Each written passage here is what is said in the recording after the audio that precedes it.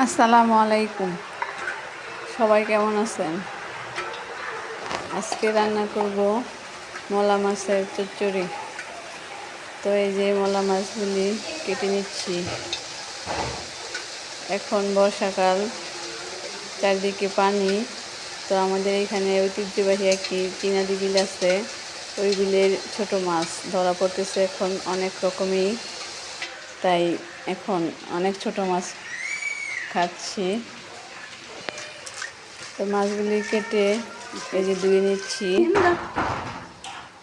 ধোয়া হয়ে গেছে।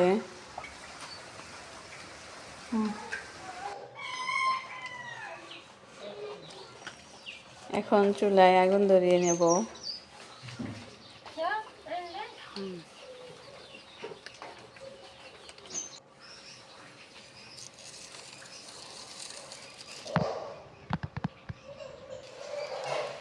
চুলায় গরম হলে তেল দিয়ে দেব, তারপর পেঁয়াজ কুচি, কাঁচামরিচ একটু ভেজে নেব, তারপর হলুদের গুঁড়া, মরিচের গুঁড়া, ধনিয়ার গুঁড়া, লবণ, একটু পানি দিয়ে ভালো করে কষিয়ে তারপর মলা মাছগুলি দিয়ে দেব। একটু কষিয়ে নেড়ে চেড়ে একটু পানি দিয়ে ঢেকে দেব। ঢাকনা খুলে নেড়ে চেড়ে এই যে হয়ে গেছে মলা মাছের চচ্চড়ি।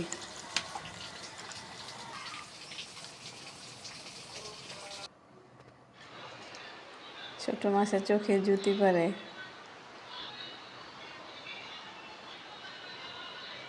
খেতেও আলহামদুলিল্লাহ অনেক ভালো হয়েছে। আল্লাহ হাফেজ। অনেক মজা হয়েছে, অনেক মজা হয়েছে।